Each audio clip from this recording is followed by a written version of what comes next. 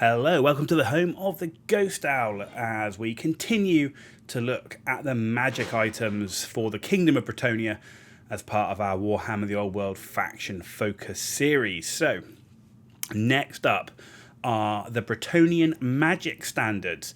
And I have to say, overall, they're not my favourites, certainly in terms of the higher end ones. So, the Valorous standard. Roll 3d6 when making a break test and discarding the highest result. Yeah, doesn't excite me. Captured enemy standards are worth 100 victory points as Trophy of War. That's not bad. Errantry banner, +1 strength in the charge is nice, but you get the impetuous rule, and I'm sure for those that have seen my videos before, I'm not a big fan of units with that rule, but if you give it to the Knights Errant, it doesn't really matter. So pretty situational. But by far and away, the one that stands out for me is the Banner of Shalons.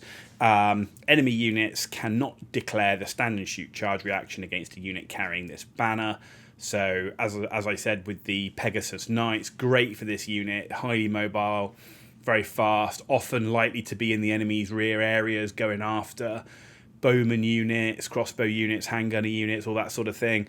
So the fact they can't stand and shoot is awesome, because that means that you're going to get all your miniatures into combat and reduce the risk of losing a model. And Pegasus Knights, there's not that many of them, and of course reducing those attacks back as well. So Banner of Shalon's actually really good. The others kind of okay.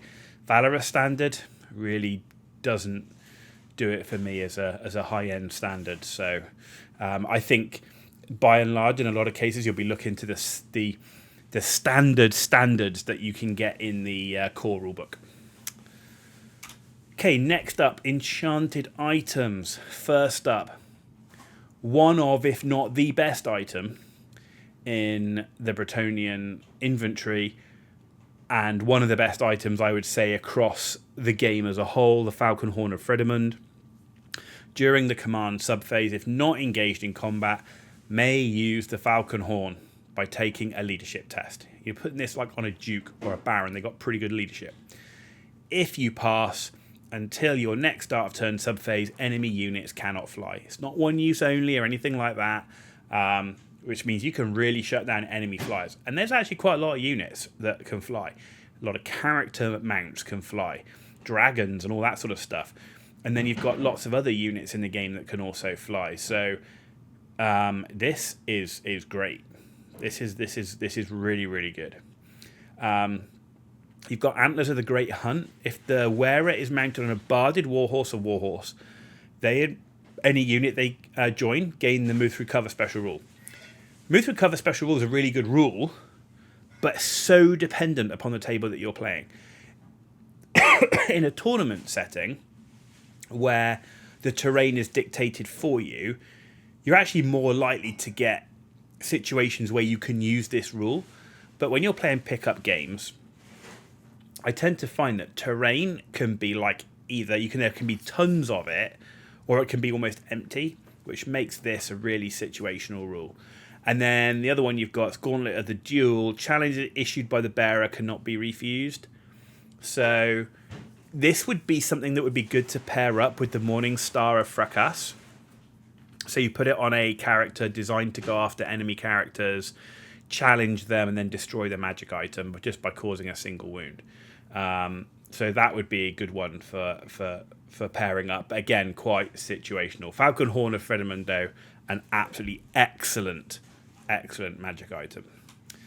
And then finishing off, we've got arcane items for our casters. We've got Silver Mirror, single use, may use when attempting a wizardly dispel. Roll an extra d6, but double ones on any of the dice will mean the bearer is outclassed in the art.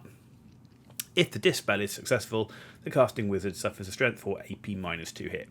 Not bad. Not the cheapest item, but not bad. And there's a good chance, that you're going to get this off, particularly if you're using it on a level 4 wizard. So yeah, overall, if you put this on a prophetess, I think you could get some good value out of it. And the fact you get to roll the extra d6 is, it's really nice. You got Sacrament of the Lady, which is 0 to 1 per wizard. +1 modifier to dispel rolls, which is great. Does not negate a natural double 1 though. A decent magic item. It's not the cheapest. You can it can really help to get the best from lower level supporting wizards. So, there's other things in the book, but it's not bad. It's not bad. Prayer Icon of Cornell. Increased dispel range by 3 inches and gain +1 dispel rolls and dispelling hex spells. I like this. It's a fairly cheap item. The increase of range is always nice, just giving you that extra range, a bit more control of the board. And the +1 dispel rolls against hex spells. Well, the hex spells are probably the ones that you're going to worry about most, debuffing those powerful knights. So if you can keep the knights running tip-top shape, then that's going to be only a good thing. So, yeah, I mean, all of those items, not bad. Silver Mirror, though, I think you're going to get some value out of that, but it is only a single use. Prayer Icon of Cornell, I think, is the best of the three here, personally for me. So there we go. That brings us to the end of the magic items for Bretonnia. Next up, we're going to be covering the knightly virtues, and then after that, we're going to be into unit comparison. Hope you enjoyed this video. If you did, give it a thumbs up. If you didn't, give it a thumbs down. Let me know why in the comments down below. And as always, if you want to see more content, hit the subscribe button. Totally free for you to do, takes a few seconds, but it's a massive deal for me, so thank you for that in advance. You've been watching The Ghost Style, and I'll see you all very, very soon.